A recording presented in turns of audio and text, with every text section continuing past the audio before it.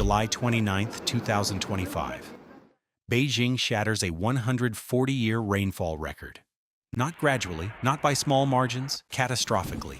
44 people confirmed dead, 9 still missing, and over 300,000 people affected. While the world focused on summer politics, China's capital experienced its deadliest flood disaster in modern history. But here's what happened after the cameras stopped rolling and the international media moved on. Welcome to Earth's Dark Secrets, where we expose not just Beijing's devastating floods, but the shocking aftermath that reveals how China's authoritarian system handles disasters when the spotlight fades. From 23rd to 30th July, torrential rain continued unabated, setting a new 140-year record. But what killed people wasn't just the rain volume. It was the convergence of 3 separate weather systems that should never have intersected over Beijing simultaneously. The meteorological disaster unfolded like this. Day 1, July 23rd. Tropical moisture from the South China Sea meets a stalled high-pressure system. Day 4, July 26th. A secondary weather front brings additional atmospheric rivers from the southeast. Day 7, July 30th. Over the past 2 months, the city experienced 75% more rain than the average for this period in previous years. Beijing sits in a natural basin surrounded by mountains that funnel every molecule of atmospheric moisture into the city center. When that basin received almost a year's precipitation in 1 week, the city didn't just flood, it became a death trap. The deadliest flooding didn't happen where international cameras could capture dramatic footage of downtown Beijing underwater. At least 30 people died in the northern outskirts of Beijing, in mountainous districts that most people can't locate on a map. Mentugu District became ground zero for understanding how urban planning creates systematic killing zones. This mountainous region houses 300,000 residents connected by roads designed for normal weather, not atmospheric warfare. Here's the timeline that reveals bureaucratic murder. July 29th, 6 a.m. First evacuation warnings issued for mountain communities. 8:30 a.m., mountain access roads become impassable due to landslides. 11 a.m., communication networks severed to 12 villages. 2 p.m., emergency services acknowledge they cannot reach affected areas.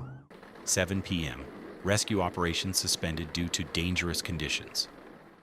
Those 30 people weren't killed by floodwater. They were killed by a 13-hour window, where authorities knew communities faced mortal danger but chose bureaucratic caution over human rescue. But the most saddest single incident exposes the systematic failure of China's disaster preparedness protocols. 31 elderly and disabled residents trapped at a care facility died when officials later admitted their evacuation procedures had flaws.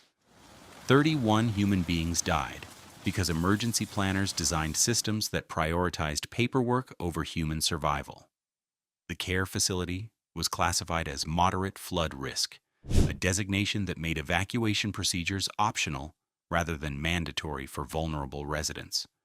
When flash flooding began on July 28th, the facility's emergency protocol required approval from 3 separate government departments before residents could be moved to safety.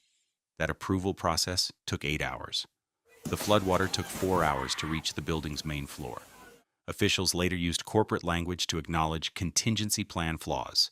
Bureaucrat speak for "we designed a system that kills people while we fill out forms." But what happened after the disaster reveals how China's disaster response prioritizes political control over human accountability. On July 31st, Executive Deputy Mayor Xia Lin Mao outlined a 5-point strategy aimed at restoring damaged infrastructure, supporting victims' families, and preventing future disasters. But the devil lurks in the implementation details. China's post-disaster playbook follows a predictable pattern. Phase 1. Acknowledge shortcomings, without naming responsible officials. Phase 2. Announce massive reconstruction funding to demonstrate governmental competence. Phase 3. Restrict media coverage to positive recovery stories. Phase 4. Redirect public attention toward infrastructure improvements rather than prevention failures. We must speed up repairs of damaged houses to ensure people can safely and quickly return to their villages and homes, Xia said at a news briefing. China released $77 million relief fund as casualties mounted. This is a joke. This is a sum that sounds generous until you calculate the human mathematics. $77 million divided among 300,000 affected people equals roughly $257 per person. That's less than Beijing residents spend on a weekend shopping trip. The fund allocation also reveals China's disaster response priorities. Infrastructure reconstruction receives the largest portion, while direct assistance to displaced families gets minimal funding. The message couldn't be clearer. Buildings matter more than people. What's actually happening now? As of August 2025, authorities in Beijing and neighboring Hebei province are intensifying disaster recovery efforts following the recent torrential rains, while keeping emergency flood control measures in place in some areas. But intensifying recovery efforts translates to disturbing realities on the ground. Reconstruction over relocation, work to repair, reinforce, and resettle damaged homes is underway. But communities are being rebuilt in identical flood-prone locations. Technical assessments replacing human judgment. In Miyun District, authorities are using technical data, including imaging, to assess geological hazards and guide reconstruction plans. The same technical approach that failed to predict the July disaster. Emergency measures remaining indefinite. Flood control measures remain in place in some areas, with no timeline for permanent solutions. Beijing is uniquely vulnerable to weather events, especially amid climate changes. But the city's response reveals how authoritarian governance creates disaster amplification rather than disaster mitigation. Beijing's planners operate under political pressure to demonstrate control over natural systems. This creates infrastructure investments based on political optics rather than meteorological realities. The result is in front of you. Massive spending on flood control systems designed to handle historical rainfall patterns, while climate change creates entirely new precipitation parameters. Beijing's July floods were the inevitable result of urban planning that treats climate change as an engineering problem rather than an existential threat to current development patterns.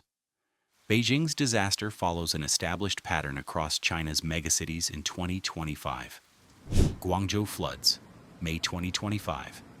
Similar mountainous geography, similar evacuation delays, similar death tolls. Shanghai suburban flooding, June 2025. Same infrastructure failures, same bureaucratic response patterns. Beijing disaster, July 2025. Identical systematic failures with higher casualties. Believe it or not, every disaster exposes the same systemic problems. Urban development in flood-prone locations, emergency response prioritizing political control over rapid rescue, and recovery efforts focused on reconstruction rather than relocation. The post-flood infrastructure assessment reveals staggering damage totals that expose the inadequacy of China's flood-resistant urban design. Current damage reports include hundreds of bridges damaged or destroyed across Beijing region, tens of thousands of homes rendered uninhabitable, major transportation networks disrupted for weeks, communication systems severed to rural districts.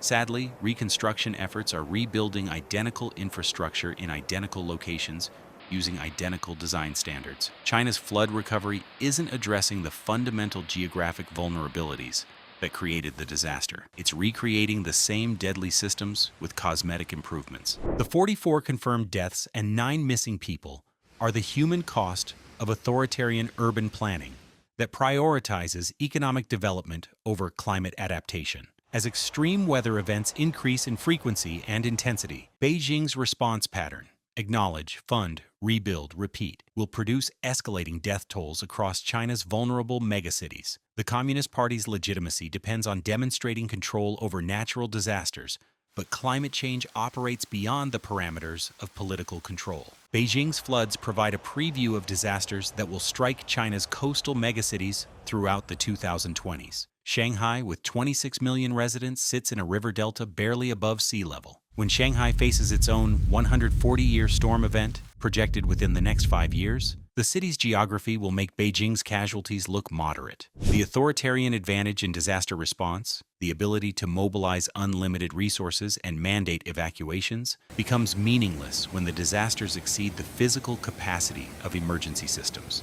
As Beijing continues its reconstruction efforts in August 2025, we all are asking the fundamental question: why are communities being rebuilt in locations that climate change will make increasingly uninhabitable? The answer reveals the core contradiction of China's disaster response: political systems that cannot acknowledge the impossibility of controlling natural systems will continue rebuilding disasters rather than preventing them. The 44 people who died in Beijing weren't victims of extreme weather. They were victims of extreme governmental failure to adapt urban planning to climate reality. Thanks for watching Earth's Dark Secrets, where we expose the hidden realities behind our planet's most devastating disasters.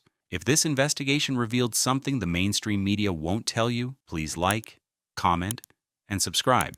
Your support helps us uncover the stories that authorities don't want told. Hit the bell so you never miss our in-depth analysis of the disasters that reveal our planet's dark truths.